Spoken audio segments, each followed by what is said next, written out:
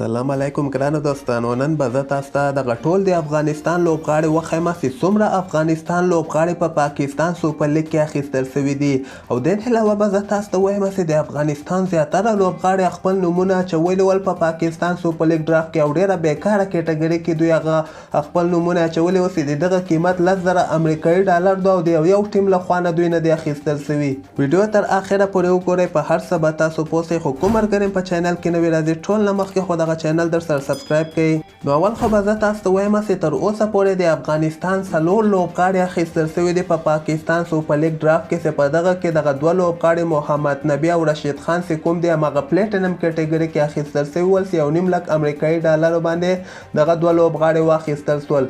رشید خان لاهور کلندر دستي واخیست، یعنې څنګه چې بولي شیرو سره لمبر د لاهور کلندر او اول وار کې رشید خان باندې دوی بولي ووهله، یعنې خپل ټیم کې راواخیسته.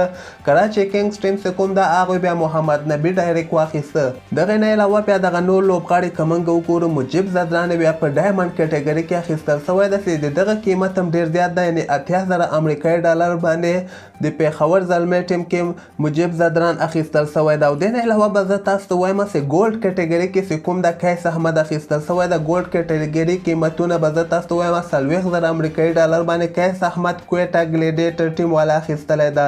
نو فلحال خو د افغانستان دغه 4 لوبغاړي په پاکستان سوپر لیګ کې اخیستل شوي دي.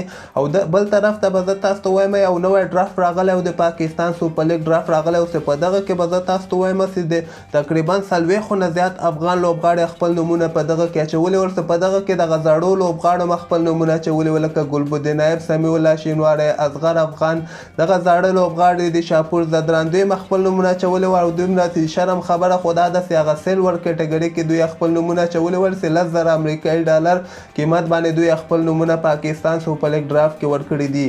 نو زه به تاسو ته وایم چې دغه کیټګریانې چې کوم د سیلور کیټګري چې 10,000 امریکایي ډالر قیمتونه یو، په دغه کې د افغانستان اصغر افغان مو، شاپور زدران مو، ګلبدین نایب او سمیع الله شینواری او د نه علاوه حشمت الله شهیدي مو، احسان الله جنت مو، جاوید احمدي مو، عثمان غني مو، دغه ټول ناصر جمال ټول میراثي لوبغاړو خپل نومونه اچولي دي. نو دغلته د شرم خبره ده چې 10,000 ډالرو لپاره دوی خپل نومونه یعنې لاندې کیټګري کې اچولي دي. نو دلته دغه معلومیږي چې د افغانستان دغه زاړه پخواني لوبغاړي نور باید کرکټ پرېږدي او دا خوبونه باید دوی ونه ویني چې دوی به کوم لیګ کې واخیستل شي. ګلبدین نایب دوی دغه ټول نور ختم دی، باید دوی زر تر زره د افغانستان ملي ټیم نه رخصت کړي. او د دغه په ځای باندې تاسو وګورئ پاکستان سوپر لیګ کې دغه 4 ښه لوبغاړي چې دغه هر یو لیګ کې دوی ښه ځلیږي. لکه که تاسو ته یاد شي هغه سریلانکا پریمیر لیګ کې رحمان الله ګوربز دوی صرف یو لوبه کې وځلیدو. نو دغلته ګوره رحمان الله ګوربز هم پاکستان سوپر لیګ کې اوسه پورې خو نه ده اخیستل شوی.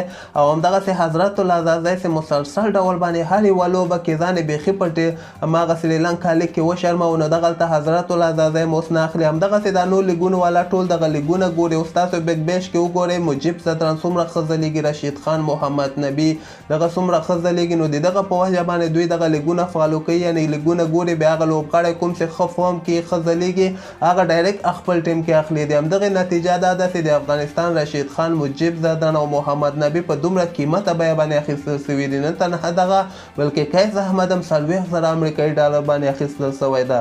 تاسو خپل نظر لاندې ما سره په کمنټ کې حتما شریک کړئ او همدغسې تازه خبرو لپاره تاسو دغه چینل هم تر سره سبسکرایب کولی شئ.